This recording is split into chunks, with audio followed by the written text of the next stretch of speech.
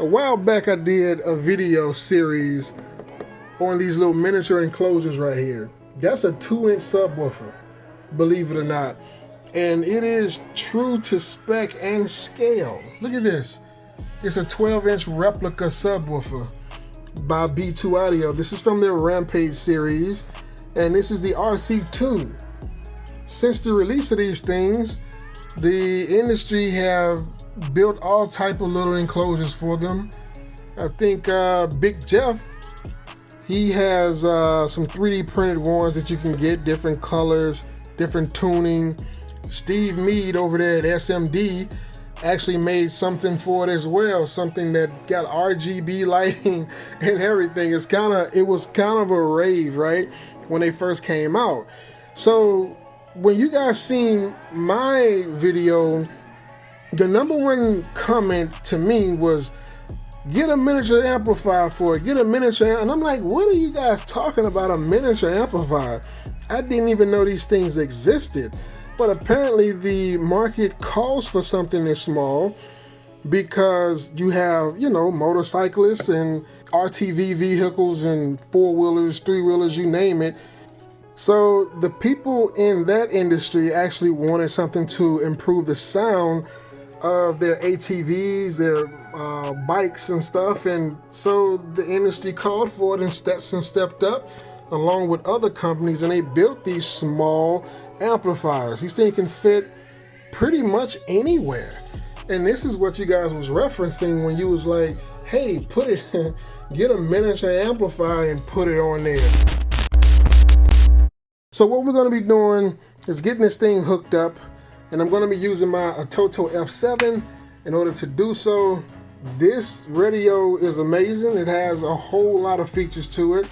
It has Apple CarPlay, Android Auto, all this stuff is wirelessly on here. But what's more so interesting is the fact that if you flip this around, you guys can see that you got an array of RCA outputs here, but the low level ones I'm looking for are the front right and front left, these two top up here. And since this is 2-channel, that's what I'm going to be doing basically, is running this thing front stage. Now, I'm not going to be running it from this unit here. I'm going to be controlling it from this unit, but everything is going to be ran through the DSP. I want full control over how much power and at what frequencies are going to be fed through to this little guy right here, because even though it looks like a real life subwoofer, this is not a real life subwoofer. Spoiler alert, so this is more of a mid-range driver that is replicated and designed to look like a subwoofer. And what I have gone and done is nerded out over the whole thing and actually built a tuned subwoofer enclosure for it so that it would actually perform quite decently well with a little bit of sub-bass frequencies. But just know that, out of the box, it wasn't really meant to play lower frequencies. But I think this thing is tuned to about 60 to in between 40 and 60 hertz. It does pretty well.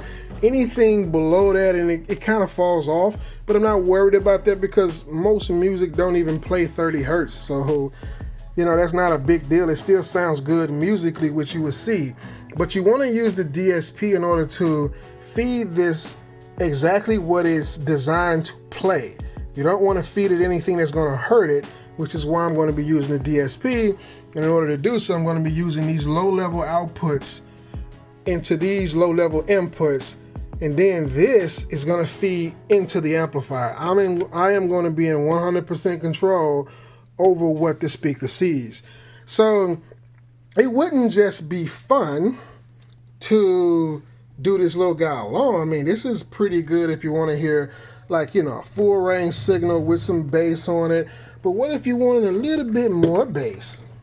What if you wanted something, a little bit more punchy, right? 2 is better than 1. So I'm going to pull out the sealed enclosure, and the sealed enclosure is going to give us more of that punch that we desire, right?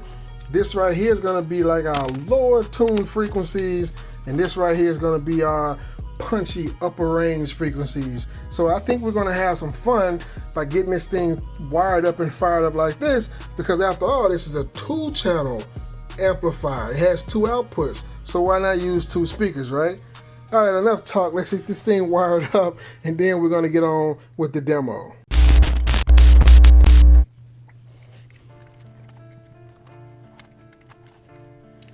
And I know some of you guys are gonna notice that, yeah, we do have a sub channel here, but remember, you don't wanna send all the power of a subwoofer to these little guys right here, because that's not what they were really meant to do. They're gonna play bass. You don't wanna send them all bass. That is not what they were meant to do. Not even in this configuration anyway. I do have some sub bass chambers that I'm going to be bringing you guys with these little guys right here, but not right now, not in this video. So in short, we're not going to be using that dedicated sub output in this video.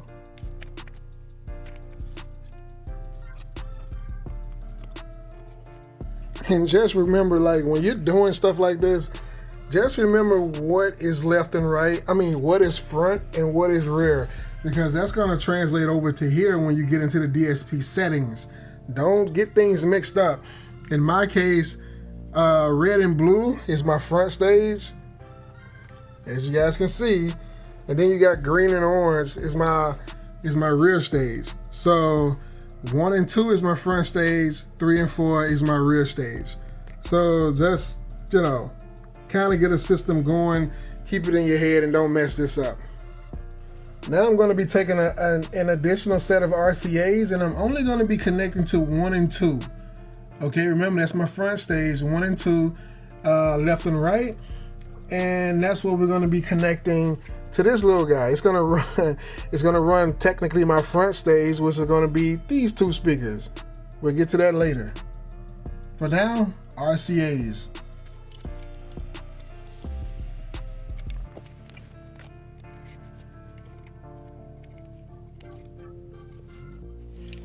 And don't forget about your remote wire. This is your remote turn on right here. And I have mine coming off of this. This is my remote turn on right here, in which I'll be connecting to it shortly.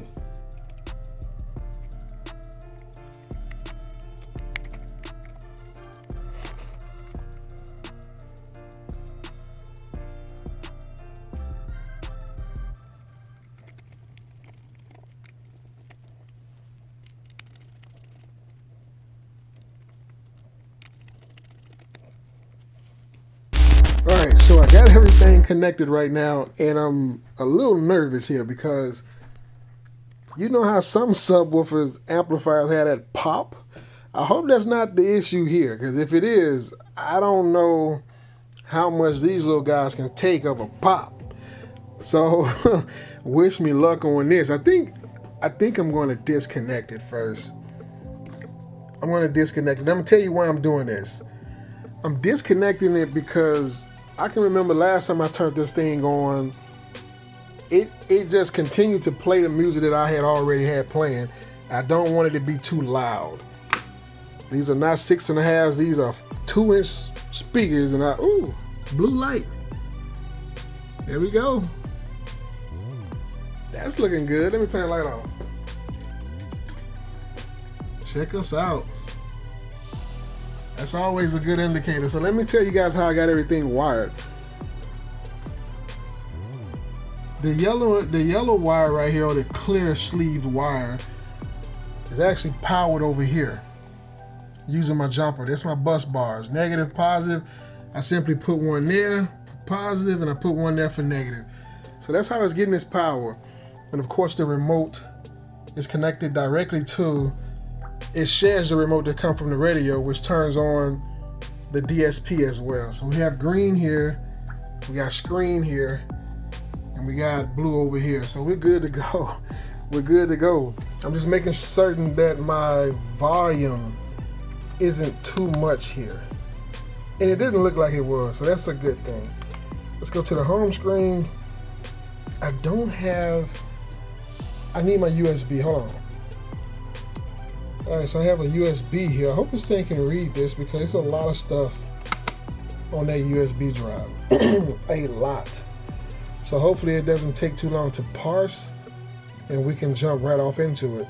So I think it's, yeah, there it is. That's everything. Cool. See how it's already playing? That's what I'm saying. This thing remembers what you had last time, and it just continues to play. That's what I did not want to happen at too loud of a volume. But I'm curious now to see what exact. How did I have this? Okay. All right, that sounds cool. So which one is that? That's this one. That need to be channel 1.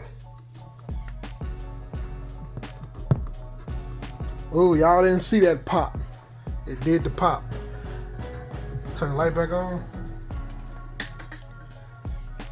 So it is playing. That's cool. I got the gains. I haven't even set the gains on this thing. I didn't do that yet. I should have did that before I hooked the speakers up, but I did not. So let's see what this thing sounds like. Let's give it a little bit of volume first. Whoo! Nice.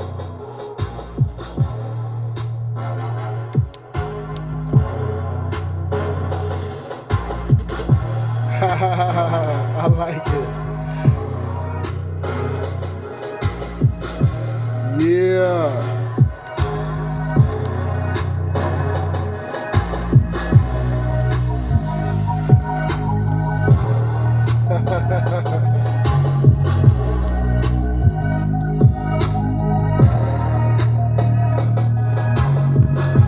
Look at that working. Nice.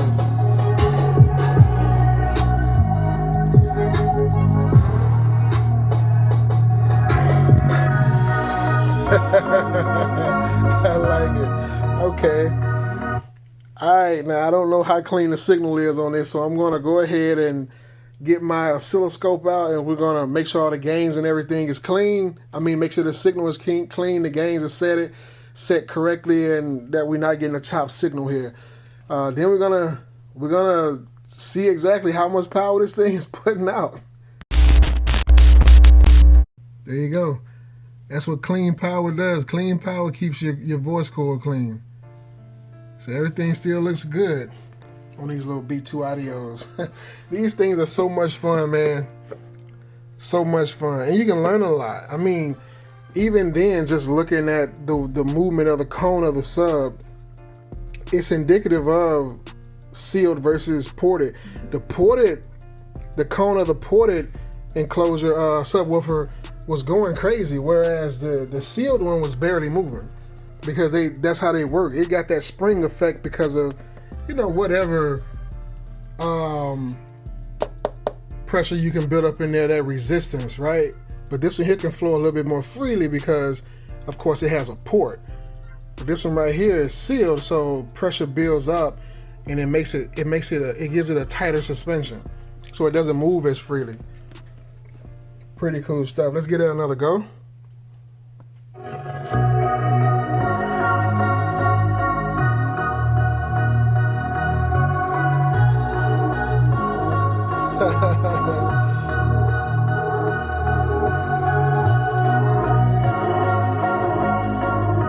Let's go to the next one. Fast vision.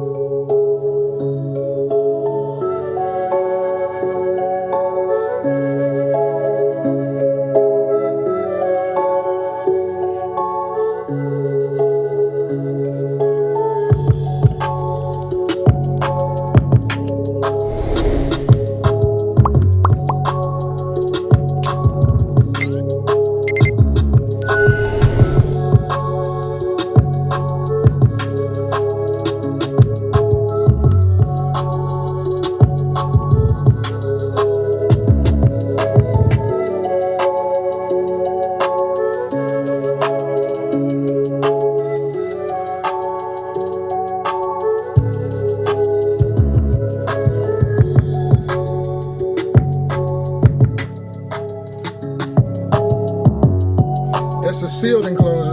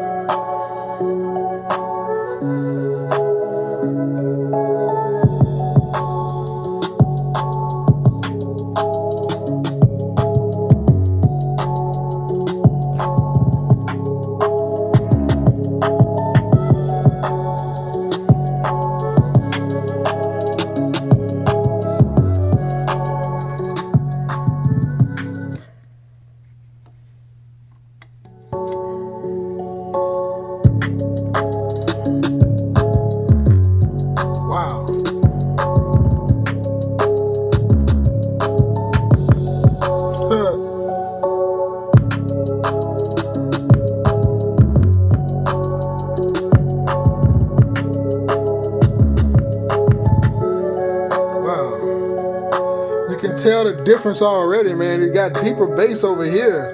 It's deeper. This is more control, but this is deeper for sure.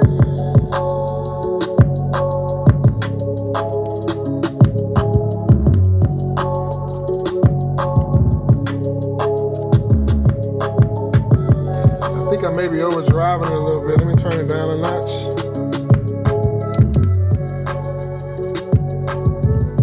Yeah, it was bottoming out a little bit. It was bottoming out a little bit. I didn't like that. The little ticking sound you heard, I mean, it's only so big, right? Let's go to the next one.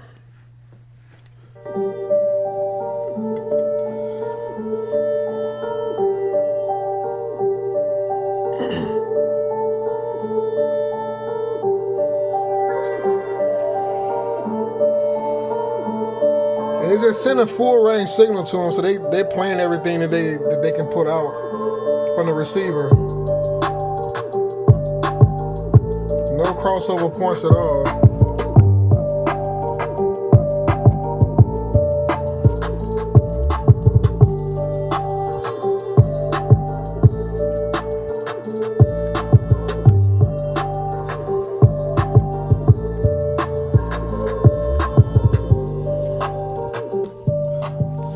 Another thing about a sealed enclosure is that they can take more power, right? You increase the power handling in a sealed enclosure because of that spring effect. Over here, he was bottoming out on that last one when I went up a tick. So let's see if he's gonna do the same. One tick up. He's not bottoming out. Let's go back to the other song, To Be Fair. Fast Vision. We're gonna test that out, right? Sealed enclosure can do more power handling because of the spring effect inside the compression.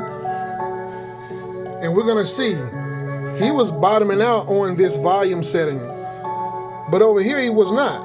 Let's get it connected again. You hear it? He bottoming out. That's that tick you hear. I don't want to do that too long, but see over here he's not.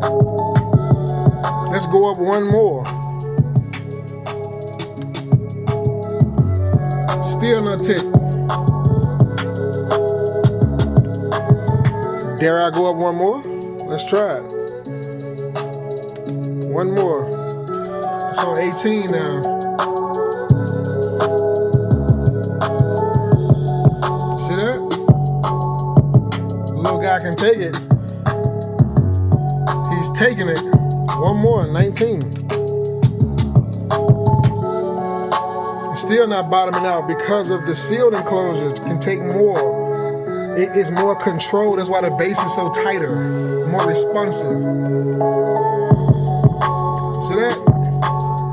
He'll never get to 19 or 20 over here, but he can do it here, and it sounds clean. 20. Still growling.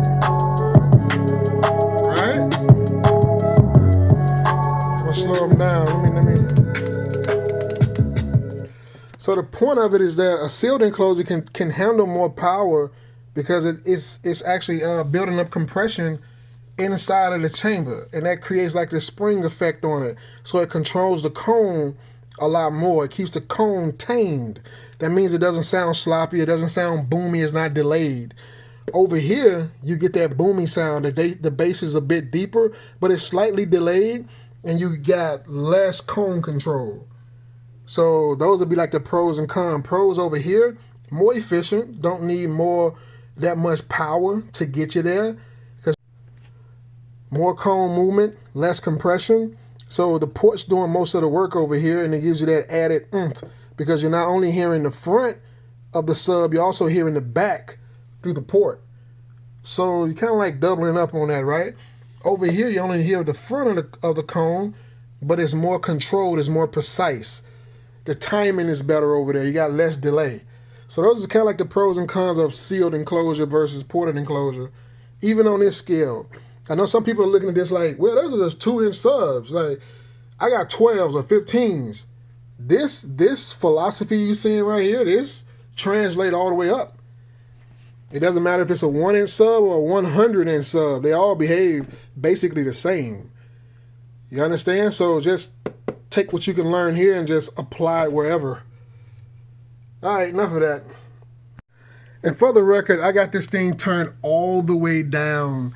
Anything from this extra, from this little amplifier, definitely will pop these little speakers right here. I mean, yeah, it's fun. The concept is fun. You know, miniature amplifier, miniature subwoofer in a miniature enclosure. It's very, very fun stuff, but this thing right here puts out a little bit more than what they can take in this configuration. Keep in mind, way too big. This little bitty guy wasn't designed to be in an enclosure this large. So just like in a real world application, when you have your 12s, 15s, and 18s in a space that is too large, you cannot put, sometimes you can't even put RMS power through them. They'll sound good without it because the bigger the cabin, the more efficiency you have. So you don't need a lot of power. So that's what's going on here. I can't even, I mean, I try to set the gain. I set the gain. I'm like, whoa, because I know I got it all the way down. And I was like, well, if I adjust this any, these are gone. So don't want to ruin, you know, a good little product like this. I'm having fun with them. So just know that, you know, this thing works as designed and these work as designed. But that is way too much for these little guys in this configuration. He could take a little bit of it, but no, nowhere near. Because even this cabin is too big for this little guy. It's not recommended. So don't do it.